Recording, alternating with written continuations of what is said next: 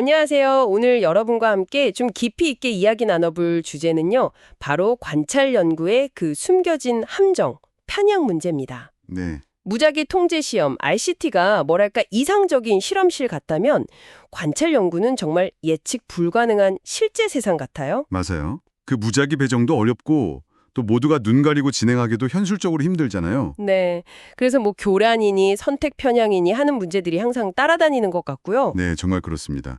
이게 마치 아주 복잡하게 얽힌 건물 배관 문제 찾는 거랑 비슷해요.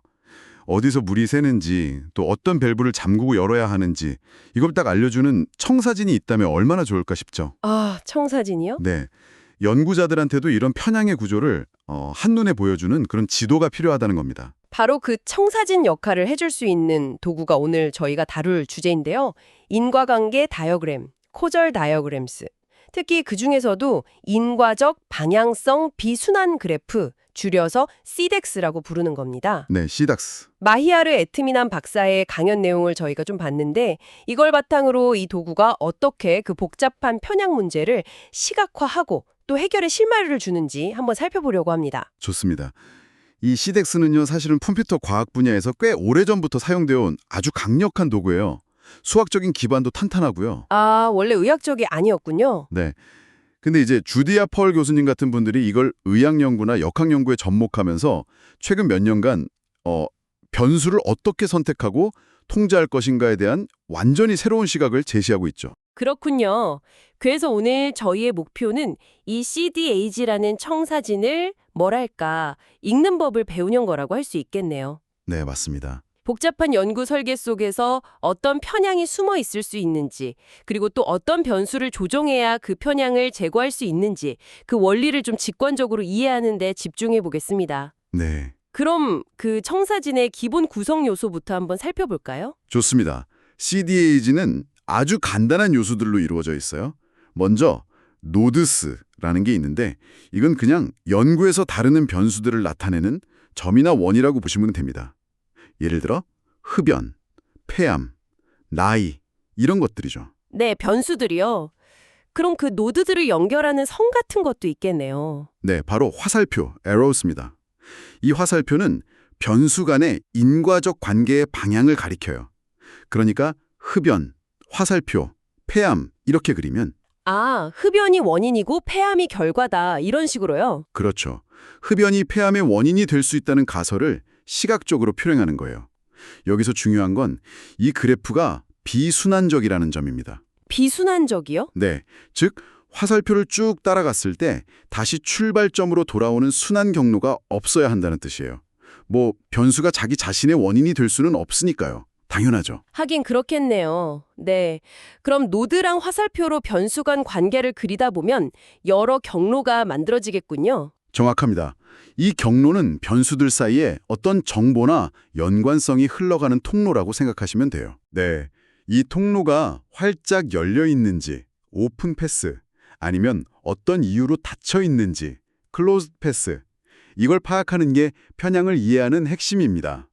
CDA에서는 특정 구조가 이 경로의 개폐 여부를 결정하거든요. 아, 그 구조가 중요하군요. 어떤 구조들을 좀 주목해서 봐야 할까요?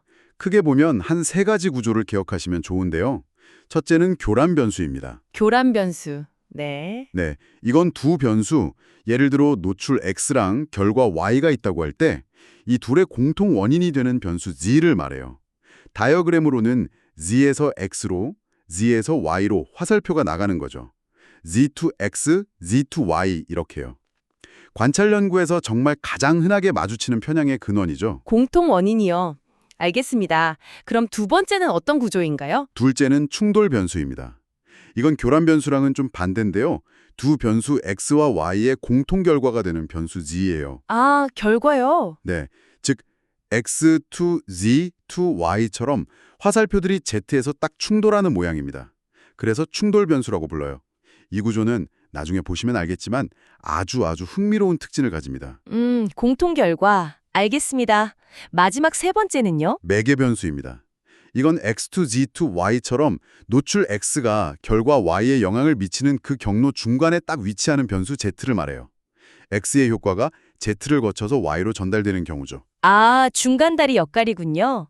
교란, 충돌, 매개. 이 세 가지 구조가 경로의 열림, 닫힘과 관련이 있다는 말씀이셨죠? 네, 맞습니다. 이걸 이해하려면 조건화라는 개념을 좀 알아야 한다고 들었습니다. 이게 뭔가요? 네, 조건화. 쉽게 말하면요. 특정 변수의 영향을 딱 고정시키거나 아니면 특정 그룹만 따로 떼어내서 분석하는 걸 의미합니다. 예를 들면요. 가장 흔한 건 통계 분석에서 특정 변수를 통제, 어드저스트 하는 거죠. 회계 분석 모델에 어떤 변수를 포함시켜서 그 효과를 보정하는 것. 이게 바로 조건화의 한 형태입니다. 아니면 남성만 분석한다거나 특정 연령대만 본다거나 하는 것도 다 조건화에 해당하고요. 아하, 그럼 이 조건화가 CDAIG 경로에 어떤 영향을 주는지가 중요하겠네요. 핵심 규칙이 있다고요? 네, 아주 중요한 규칙 두 가지가 있습니다. 꼭 기억하셔야 하는데요. 첫째, 교란 변수나 매개 변수 같은 비충돌 변수, 넌 컬라이덜 있잖아요. 이걸 통계적으로 조종, 즉 조건화하면 그 변수를 통과하는 경로가 닫힙니다. 다친다고요? 네, 정보 흐름이 차단되는 거죠.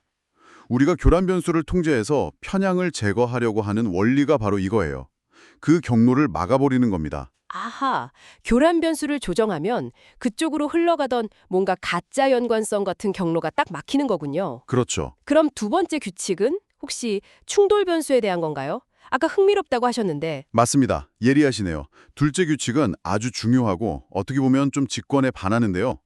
충돌 변수를 조종, 즉 조건화하면 원래는 닫혀있던 경로가 오히려 열립니다. 열린다고요? 반대로? 네.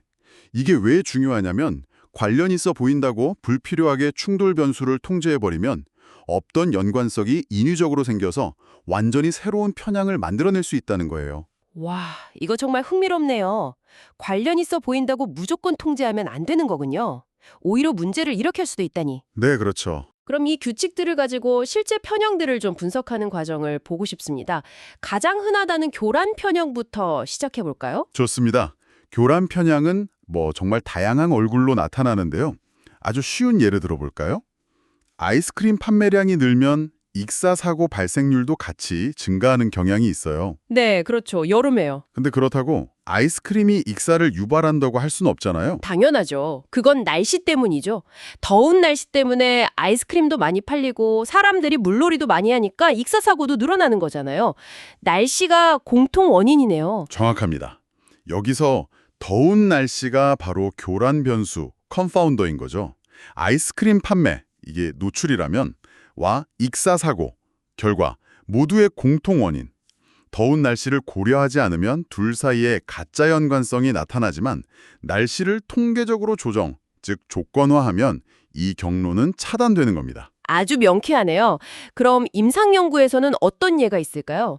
예를 들어 특정 질환의 중증도가 높은 환자에게 아무래도 좀 더 새로운 약이 처방되는 경우 있잖아요.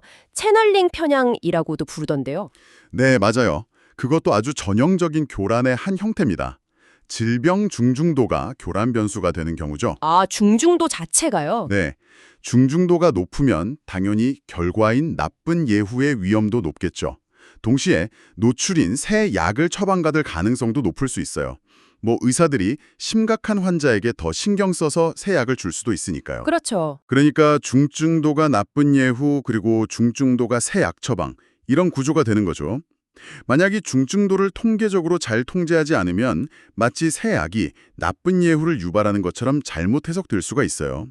CDAG 청사진을 그려보면 이 공통 원인 구조가 아주 명확하게 보입니다. 그런데 측정하기 어려운 교란 변수는 어떻게 하죠? 예를 들어 건강 사용자 편향 헬스 유저 바이어스 같은 거요. 건강에 되게 신경 쓰는 사람들이 특정 약, 예를 들어 스타틴 같은 것도 더 잘 챙겨 먹고 또 그런 사람들이 원래 암 발생률도 낮을 수 있다. 이런 이야기잖아요. 네네. 근데 그 건강의식 자체를 딱 측정하긴 어렵지 않나요? 아주 좋은 질문입니다. 여기서 CDAG의 진짜 가치가 드러나는데요. 직접 측정하기 어려운 건강의식이라는 변수, 이걸 U라고 한번 해보죠. 측정 안 되는 변수니까요. 네, 이유? 이 U가 병원 방문 횟수를 늘린다고 가정해 봅시다. 건강에 신경 쓰니까 병원도 자주 가겠죠? 그리고 병원을 자주 가면 스타틴을 처방받을 가능성도 높아질 수 있어요. U, MD visits statin. 네. 동시에 이 U, 즉 건강의식이 높으면 암 유형 자체를 낮출 수도 있겠죠? U, cancer risk down. 그럼 이제 스타틴과 캔서 리스크 사이에는 이 측정 안 되는 U를 거치는 뒷문 경로, backdoor path라는 게 생깁니다. 뒷문 경로요? 네, 이 뒷문 경로는 우리가 진짜 알고 싶은 직접적인 인과 경로 외에 뭐랄까 공통 원인 같은 걸 통해서 변수 간의 연관성을 만드는 일종의 우회로라고 생각하시면 돼요. 이 뒷문 경로 때문에 편향이 생기는 거고요. 그런데 그 U를 측정 못하면 이 뒷문 경로는 어떻게 막나요? 자, 여기서 CD의 이지를 잘 보세요. 비록 U는 측정 못하지만 그 경로 중간에 있는 병원 방문 횟수는 데이터에서 측정 가능할 수 있잖아요. 아, 네, 그쵸. 방문 횟수 기록은 있을 테니까요. CDAG를 보면 이 측정 가능한 병원 방문 횟수를 통계적으로 조정, 즉 조건화하면 U로부터 암으로 이어지는 그 뒷문 경로를 차단할 수 있다는 걸 알 수 있습니다. 측정 불가능한 변수의 영향을 측정 가능한 다른 변수를 통해서 막는 거죠. 와우, 그건 정말 강력한 통찰인데요. 청사진이 숨겨진 배관 경로를 딱 찾아내는 것 같은 느낌입니다. 네, 바로 그런 역할을 합니다. 그럼 이제 두 번째 편향으로 넘어가 볼까요? 선택 편향 또는 충돌 편향이라고 부르는 거요. 이건 연구자가 스스로 만드는 문제라고 하셨죠? 네, 그렇습니다. 교란이 데이터 자체에 내재된 문제라면 선택 편향은 주로 연구 설계나 분석 과정에서 특히 아까 말씀드린 충돌 변수에 대해서 부적절하게 조건화를 할 때 발생하는 경향이 커요. 아까 충돌 변수를 조건화하면 닫힌 경로가 열린다고 하셨죠? 네, 바로 그 현상 때문에 생기는 편향입니다. 없던 연관성이 생겨버리는 거죠. 뭔가 대표적인 예시가 있을까요?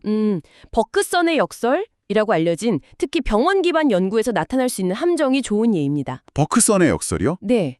예를 들어서 어떤 질병 A가 있고 또 다른 질병 B가 있다고 해봅시다.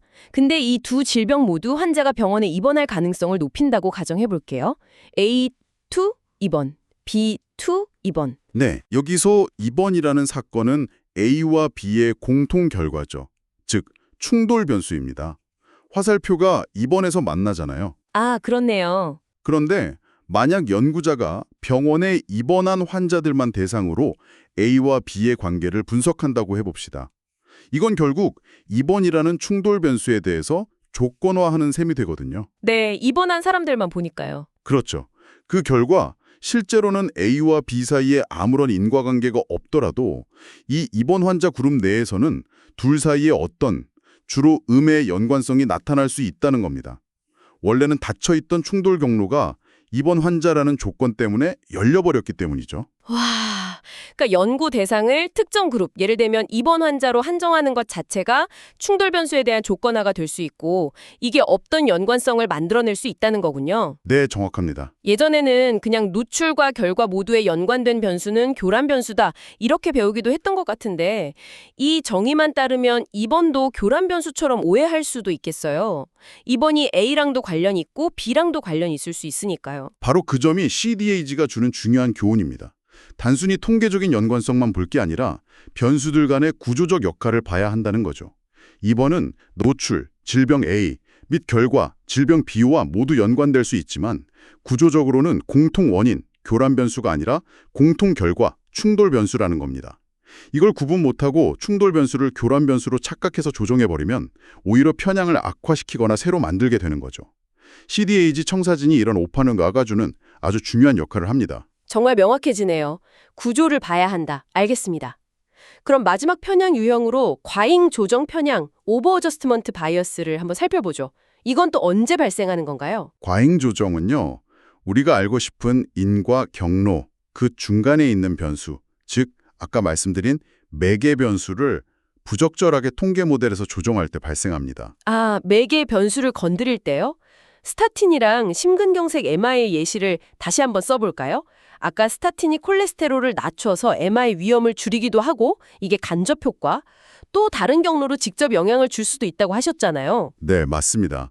우리가 보통 알고 싶은 건 스타틴의 총 효과잖아요. 직접 효과랑 간접 효과를 다 합친 거예요. 그렇죠. 약의 전체 효과요? 그런데 만약에요, 스타틴을 투여한 후에 측정한 콜레스테롤 수치를 통계 모델에 넣어서 조정을 해버리면 어떻게 될까요? 이 콜레스테롤 수치는 스타틴 효과의 일부를 전달하는 매개 변수잖아요. 스타틴 추록 콜레스테롤 트록 MI 있다.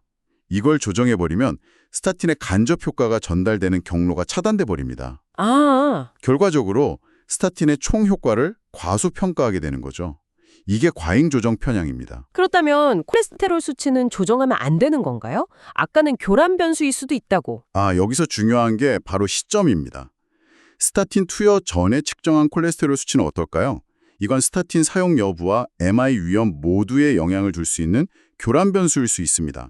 그런 경우에는 조정하는 게 맞죠. 네네. 하지만 스타틴 투여 후에 측정한 콜레스테롤은 매개 변수일 가능성이 매우 높기 때문에 만약 우리가 스타틴의 총 효과를 보고 싶다면 조정하지 말아야 한다는 겁니다.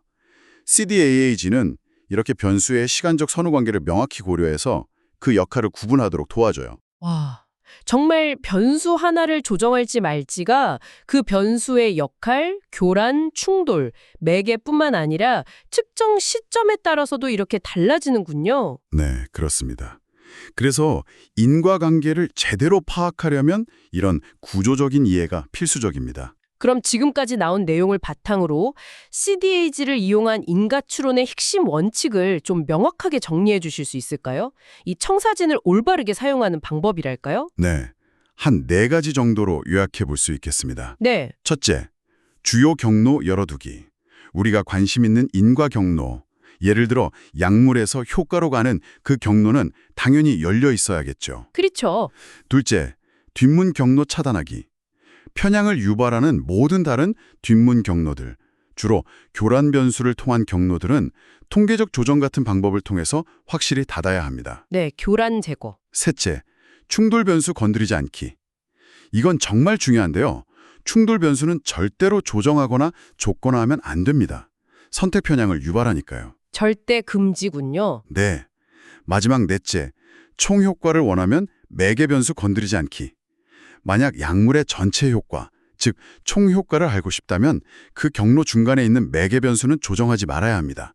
과잉 조정 편향을 피해야 하니까요. 알겠습니다. 주요 경로는 열고 뒷문은 닫고 충돌 변수랑 매개 변수는 상황에 따라 건드리지 마라. 명확하네요. 그런데 현실은 이것보다 훨씬 더 복잡할 것 같습니다. 특히 시간이 지나면서 변수 값이 계속 변하는 경우는 어떻게 하죠? 예를 들어 어떤 치료를 시작하면 환자 상태가 변하고 그 변한 상태가 또 다음 치료 결정에 영향을 주고 뭐 이런 식으로요. 정말 중요한 지점을 짚어주셨어요.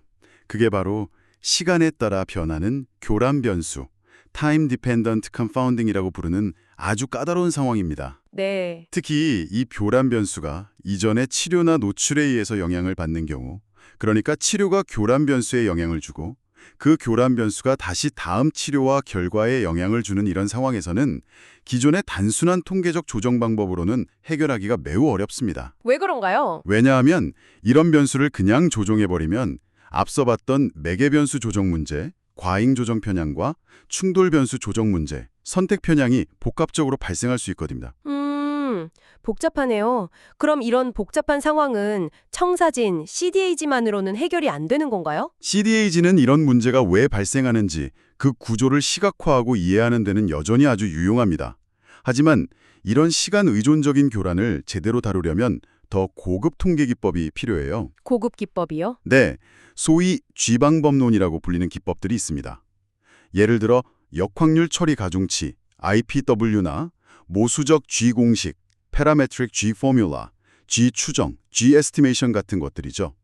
이 방법들은 변수에 직접적으로 줬거나하는 방식에 의존하지 않기 때문에 이런 시간 의존적 교란 문제를 피하면서 효과를 추정할 수 있도록 개발되었습니다. G방법론. 그렇군요. 단순히 통계 프로그램 돌려서 P값만 보거나 뭐 효과 크기가 10% 이상 변했는지 보는 그런 통계적 접근법, 단계적 회귀 분석 10% 규칙만으로는 교란 변수를 대대로 식별하기 어렵다는 말씀도 결국 같은 맥락이겠네요. 구조를 봐야 한다. 아니면 그냥 우연히 관련이 있는 건지 알려주지 못해요. 그 변수의 인과적 역할을 구조적으로 파악하는 것이 우선이고 CDAG가 바로 그 역할을 해주는 강력한 개념적 도구인 거죠. 자, 그럼 이제 슬슬 마무리할 시간인데요. CDAGS의 강점과 한계를 한번 정리해 볼까요? 네, 가장 큰 강점은 역시 복잡한 편향의 종류와 그 발생 메커니즘을 시각적으로 아주 명확하게 이해하게 해준다는 점입니다. 네, 눈에 보이니까요. 그렇죠. 그래서 어떤 변수를 왜 조정해야 하는지 또는 왜 조정하면 안 되는지에 대한 아주 명확한 이론적 근거를 제공하죠. 심지어 측정 불가능한 교란 변수가 있는 경우에도 아까 건강 사용자 편향 예처럼 다른 측정 가능한 변수를 이용해서 그 편향 경로를 차단할 수 있는 아이디어를 주기도 하고요. 다른 사람이 한 연구를 비판적으로 검토할 때도 정말 유용합니다. 정말 강력하네요. 그럼 한계점도 분명히 있겠죠? 물론입니다. 우선 정확한 CDAG를 그리려면 변수들 간의 인과관계에 대한 사전 지식이 상당히 필요해요. 그렇죠. 뭘 알아야 그리죠. 네. 근데 이 지식이 불합실하거나 논란이 있는 경우도 많거든요. 그러면 여러 가능한 CDAG 시나리오를 그려놓고 민감도 분석 같은 걸 해야 할 수도 있고요. 또 CDAG는 편향의 존재 가능성과 그 경로는 보여주지만 그 편향이 실제로 얼마나 큰지 그 크기나 방향까지는 알려주지 못합니다. 아, 그건 통계 분석으로 봐야 하는 거군요. 네.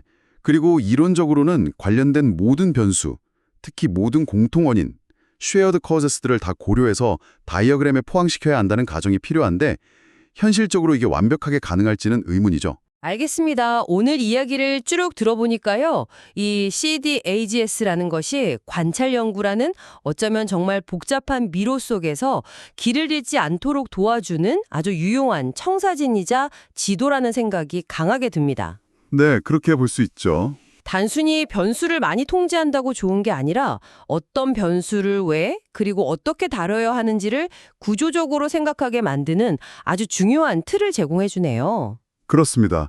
이런 인과적 사고의 틀을 갖추게 되면 여러분이 앞으로 접하게 될 수많은 연구 결과나 데이터를 볼 때 단순한 표면적인 연관성만 보는 게 아니라 그 이면에 숨겨진 인과 구조와 잠재적인 편향까지 읽어내려는 그런 노력을 하게 될 거라고 생각합니다. 훨씬 더 깊이 있는 정보 소비자가 되시는 거죠. 네. 자, 마지막으로 청취자 여러분께 질문 하나 던지면서 마무리할까 합니다. 오늘 시간에 따라 변하는 교란 변수를 다루는 G 방법론이라는 것을 잠시 언급했는데요. 만약에요, 장기간의 치료 효과를 평가하는 많은 기존의 연구들이 사실 이런 시간 변화를 제대로 고려하지 않은 채 단순한 통계 조정 방법에 의존해 왔다면 어땠을까요? 생각해 볼 문제네요. 만약 G 방법론 같은 더 정교한 도구로 그 연구들을 다시 분석한다면 우리가 지금껏 알고 있던 효과의 크기나 심지어 결론 자체가 달라질 가능성은 없을까요?